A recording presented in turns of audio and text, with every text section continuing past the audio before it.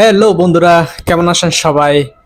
আশা করি সবাই ভালো আছেন। তো আরেকটা নতুন ভিডিও নিয়ে চলে আসলাম আপনাদের সামনে। আজকে আমরা দেখব বিশ্বের সবচেয়ে শক্তিশালী সামরিক জোট ন্যাটো ভার্সেস চীন, ভারত এবং রাশিয়া। অনেকদিন ধরে আমরা দেখতে পাচ্ছি বিভিন্ন মিডিয়ায় যে চীন, ভারত এবং রাশিয়া এই তিনটে দেশ একসাথে একজোট হয়ে কাজ করবে। তো এই তিন পরাশক্তির যৌথের কথা উঠলেই বিপরীতে আরেকটা জোট সামনে চলে আসে, সেটি হচ্ছে ন্যাটো। তো আপনারা জানেন ন্যাটোর নেতৃত্বে কিন্তু আমেরিকা আছে। তো চলুন দেখি ন্যাটো বনাম রাশিয়া, ভারত এবং চীন কোন দেশের সেনাবাহিনী বেশি এগিয়ে থাকবে। Let's go, 1 2 3।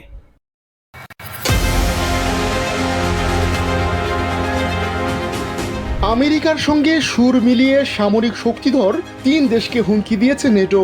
ট্রান্স আটলান্টিক এই সামরিক জোটের সদস্য সংখ্যা 30 হলেও সবকিছুই হয় আমেরিকার কথাতেই। সেই আমেরিকার প্রেসিডেন্ট ডোনাল্ড ট্রাম্প চটেছেন গ্লোবাল সাউথের তিন বড় দেশ চীন, রাশিয়া ও ভারতের ওপর। তাই আমেরিকার তোতা পাখির মতো নেটো মহাসচিব মার্ক রুট্টেও এই তিন দেশকে দিয়েছেন হুমকি। যুদ্ধ বাণিজ্য নিয়ে শুরু হলেও তা রূপ নিতে পারে সামরিক সংঘাতেও। এমত অবস্থায় প্রশ্ন যাচ্ছে, সামরিক শক্তিতে কে এগিয়ে? নেটো আর চীন, রাশিয়া, ভারত জোটের মধ্যে কার ক্ষমতার পাল্লা কত? আর যুদ্ধে জড়ালে জিতবে কোন জোট? নেটো হচ্ছে নর্থ আটলান্টিক ট্রিটি অর্গানাইজেশন। ইউরোপের 28টি দেশ ও উত্তর আমেরিকার 2টি দেশ নেটোর সদস্য। মূলত দ্বিতীয় বিশ্বযুদ্ধের পর 1949 সালে নিরাপত্তার স্বার্থে নেটো গঠন করা হয়েছিল। নেটোর চুক্তি অনুসারে এর সদস্য দেশগুলোর উপর যদি কোনো বহিরাগত শক্তি আক্রমণ করে তাহলে সবাই মিলে তা প্রতিহত করবে। বেলজিয়ামের ব্রাসেলসে রয়েছে নেটোর সদর দপ্তর।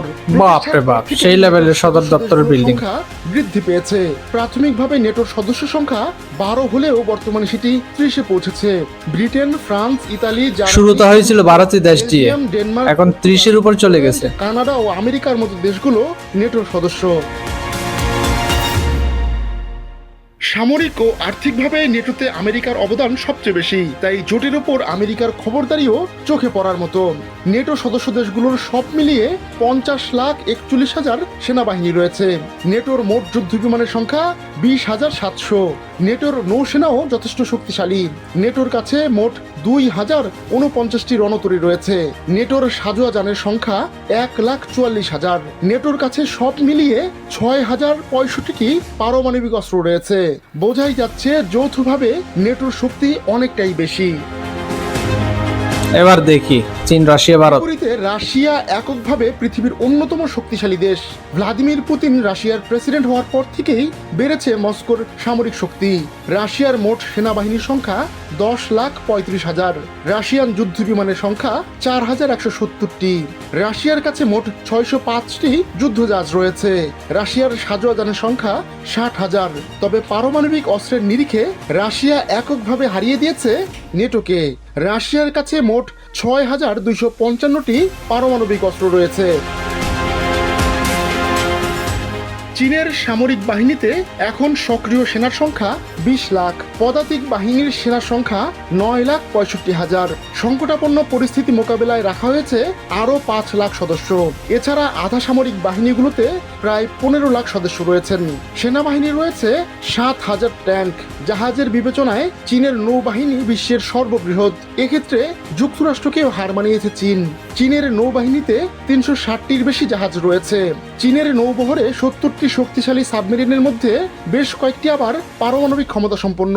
চীনের নৌবাহিনীর সদস্য 2,60,000। 3,200টি যুদ্ধ ও সামরিক বিমান রয়েছে চীনের হাতে। 2024 সাল পর্যন্ত দেশটিতে প্রায় 600 পারমাণবিক বোমা ছিল। বিশ্বের সবচেয়ে শক্তিশালী এবং বড় আকারের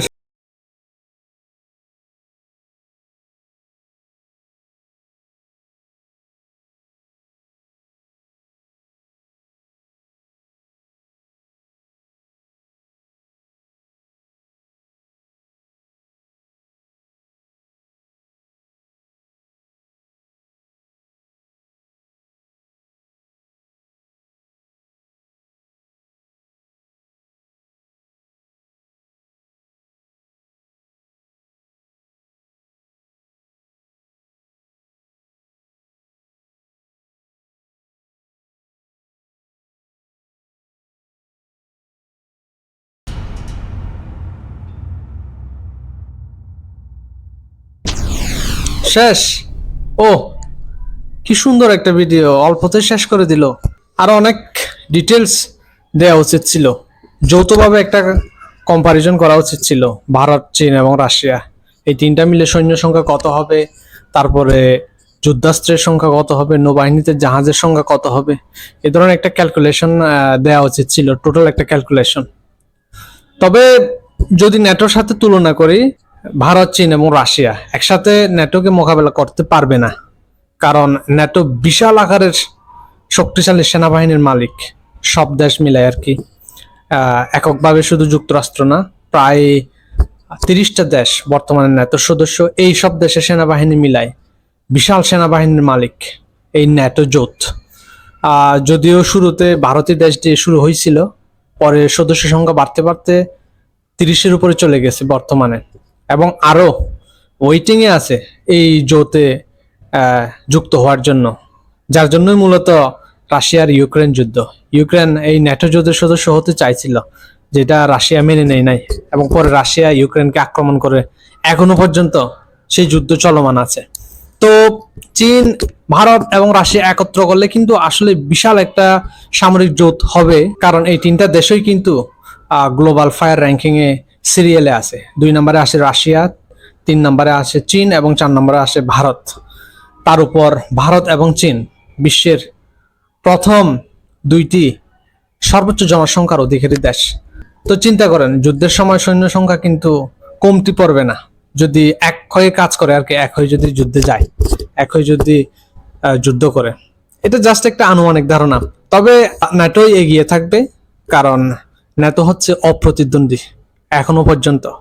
যদিও রাশিয়া ন্যাটোর সাথে এখনো ফেস টু ফেস যুদ্ধ করে না, এরপরেও রাশিয়া কিন্তু একাই ন্যাটোকে সামলানোর একটা সক্ষমতা দেখায়। এরপরেও কিন্তু ন্যাটোর সাথে সহজে কোনো দেশ যুদ্ধে জড়াবে না, এবং কি পারবেও না। যদি চীন, রাশিয়া এবং ভারত যৌথভাবে চেষ্টা করে, সেক্ষেত্রে হয়তো হিসাব একটু অন্যরকম হবে। তো কি মনে হয় বন্ধুরা, আপনাদের এই তিনটা দেশ একত্র করে অর্থাৎ যৌথভাবে কি ন্যাটোকে সামলাইতে পারবে, ন্যাটোর সাথে ফেস টু ফেস ফাইট করতে পারবে? কি মনে হয় আপনাদের? প্লিজ কমেন্ট সেকশনে জানাবেন। আর ভিডিওটি যদি ভালো লাগে একটা লাইক করবেন, চ্যানেলটি সাবস্ক্রাইব করে পাশে থাকবেন। আজকে পর্যন্ত এখানেই বিদায় নিলাম, সবাই ভালো থাকবেন।